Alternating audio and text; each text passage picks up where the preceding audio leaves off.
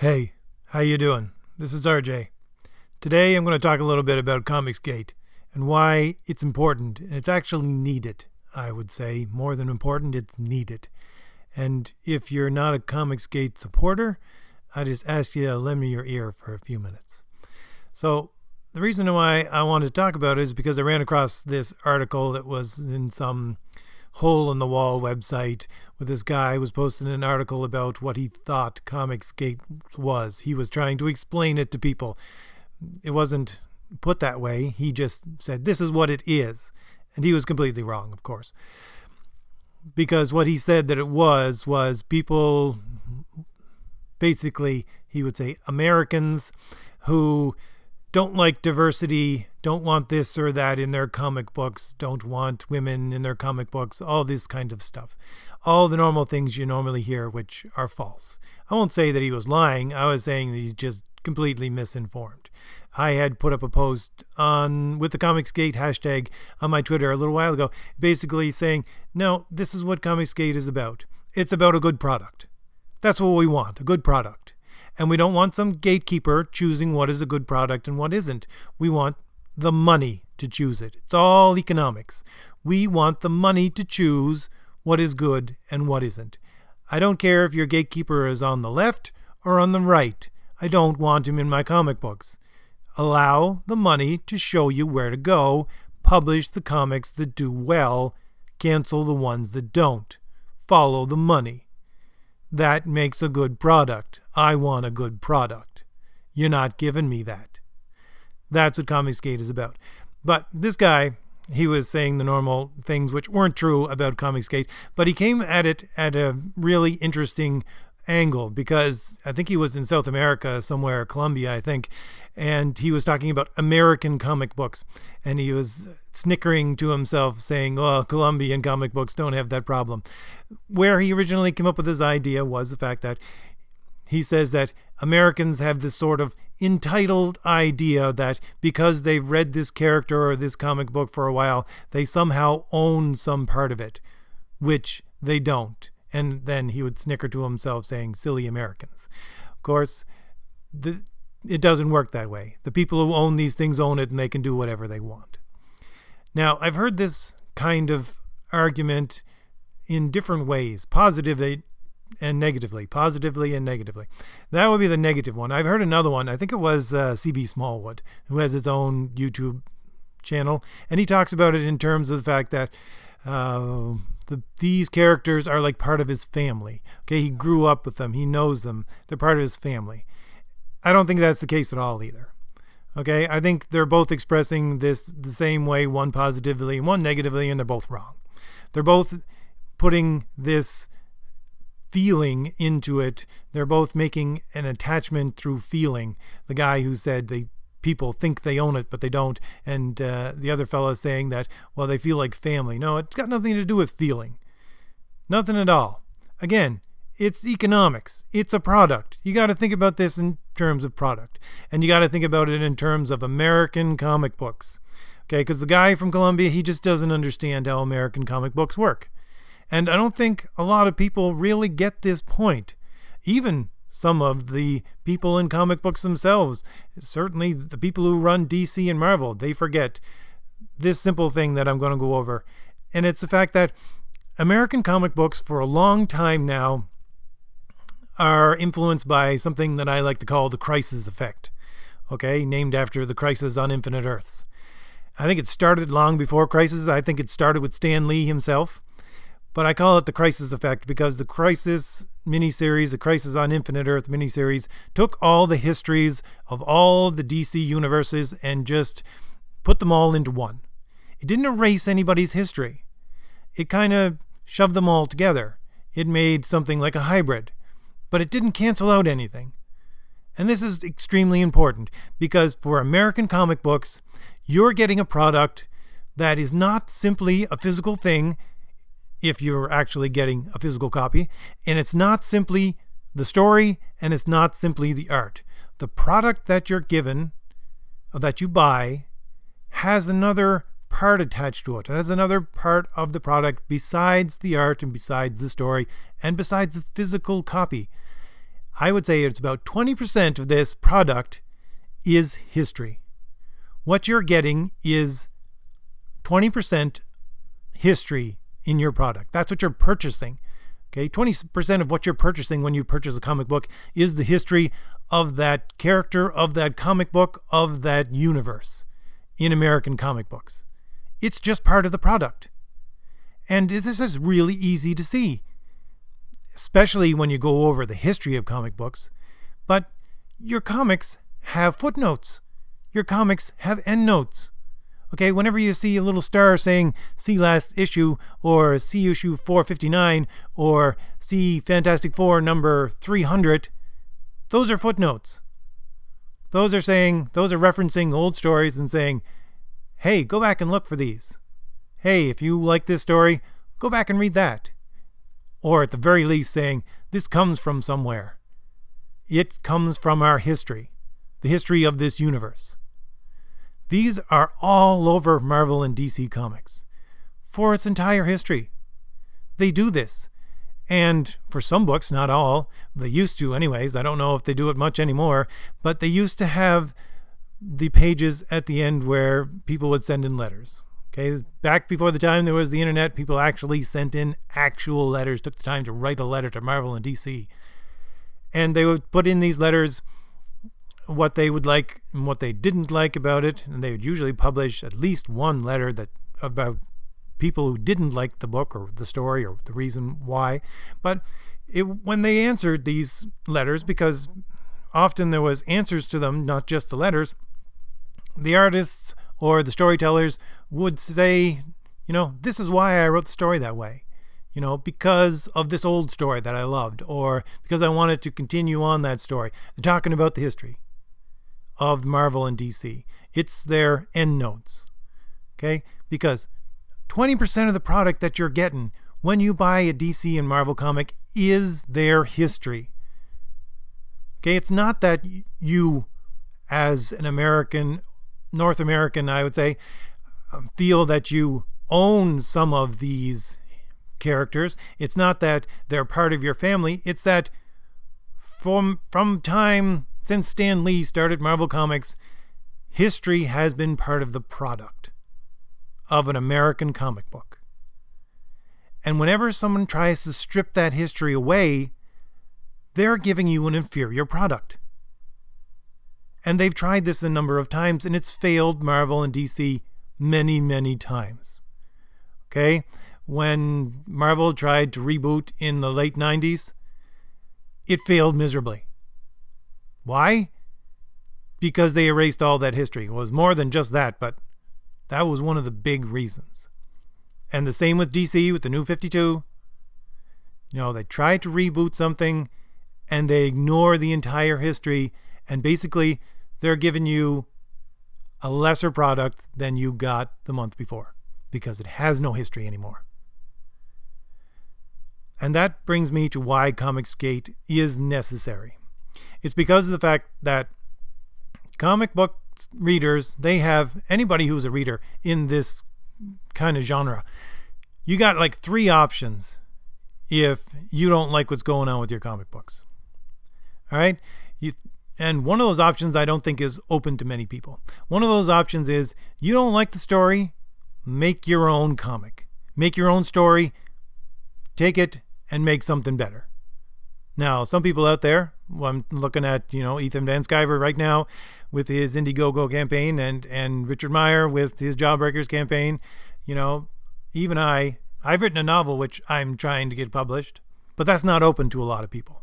So there's only really 2 options open to most people if they don't like what's going on with their comics. And that's 1, to rage quit, or 2, to complain. And I'll tell you right now, I stopped reading comics in 1997 because of Marvel's reboot. I rage quit. Why? Because I had a wall full of long boxes. At that time, I think it was around 20, which 75% of them were Marvel. And they were suddenly telling me that all of that history that I had collected and gone through so many stores looking for was just worth nothing. Now, it could physically be worth something. It can be worth money, sure. But That's not why I collected them. That was an extra bonus to me collecting them, but I collected them because I wanted to know the history of the story that I was reading now. I wanted to have that history. And all of a sudden they just canceled that entire history. Now, I still gave it a shot after they did that. And after they did that, they gave me stories which were completely garbage. And they jacked up the price.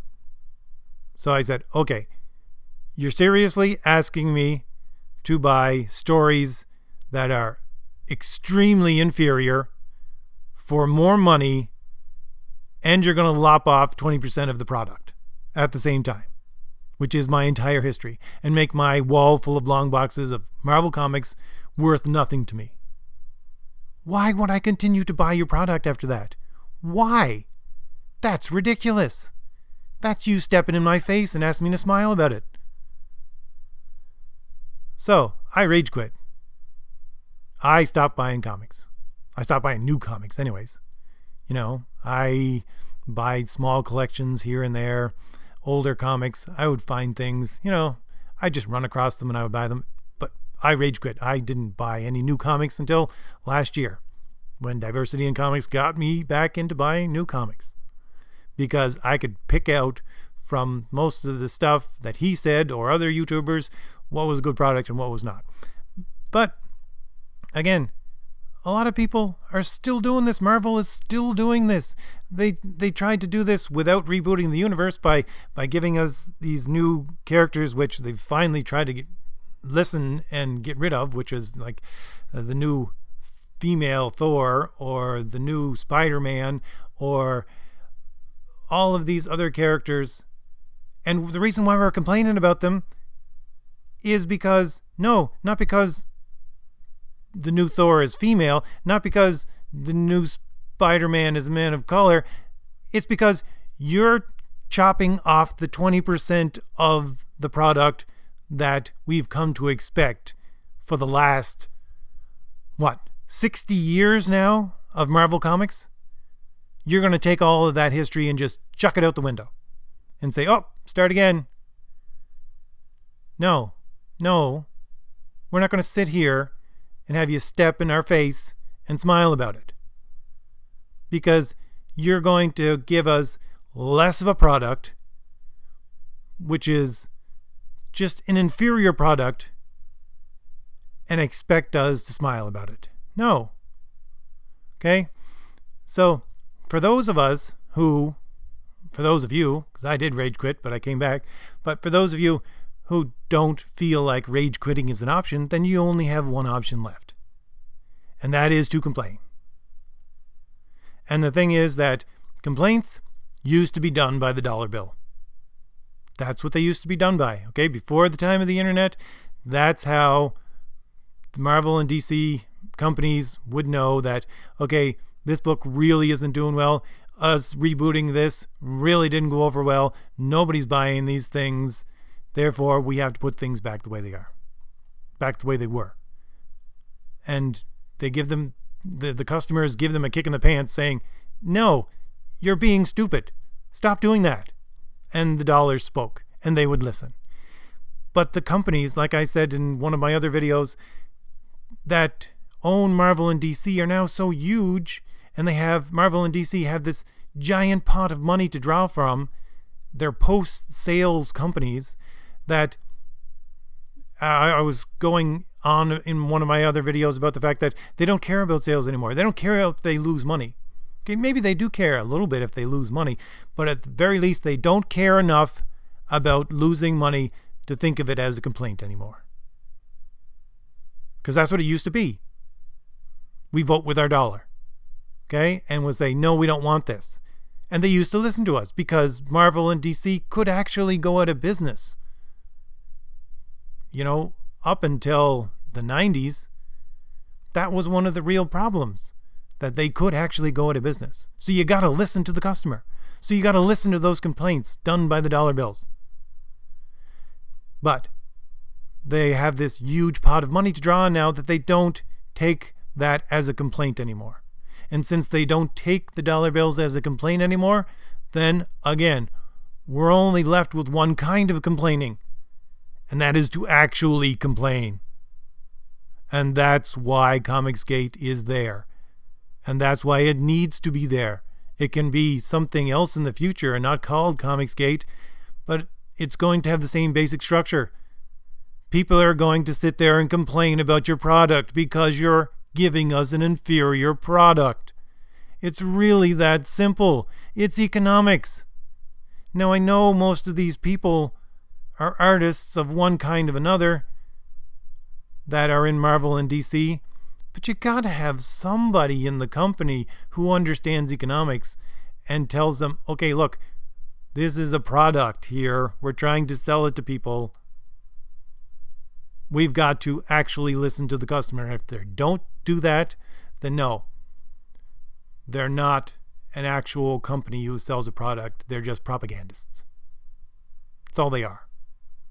If they won't listen to sales, if they won't listen to their customers complaining, then that's all that they are.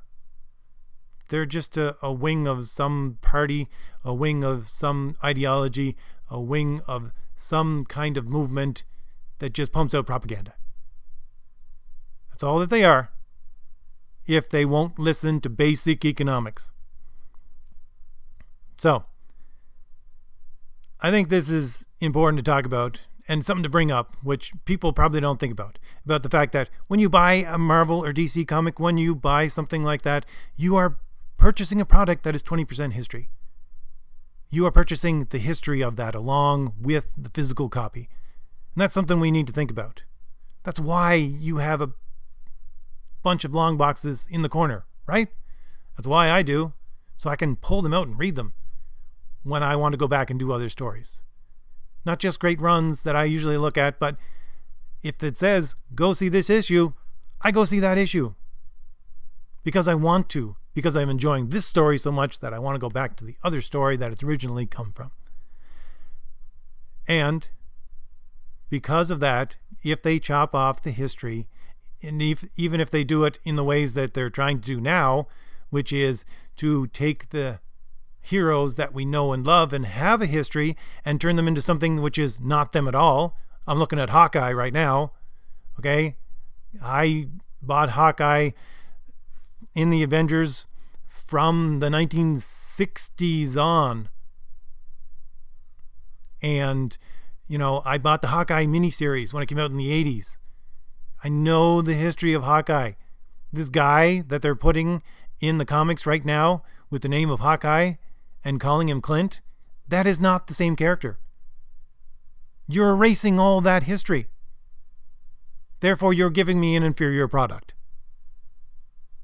Because it's missing 20% of what's supposed to be there. It's like buying something at, IKEA, and coming home and realizing that 20% of the nuts and bolts are missing. You're not going to say, well, I guess I'll just keep it. No! You're going to take it back. And if you can't take it back, you're going to complain. And that's why Comicsgate is here. And that's why it's going to stay until we get a better product. All right. Thanks for letting me ramble. Thanks for letting me rant. As always, hopefully I've given you something new to think about. And if you liked anything that you heard here, hit like, hit subscribe, share the link. That's why I'm here, sharing ideas. You could share it with someone else. That'd be great as well. Get them to come over here and listen to some of my videos. That's great. But until then, until next time, until I get another great run of comics in front of me so that I can review it for you, hopefully, so that I can get you to read it for the first time and enjoy it or go back and read it again. Until then, I'll just have to say, I'll talk to you guys later. Bye.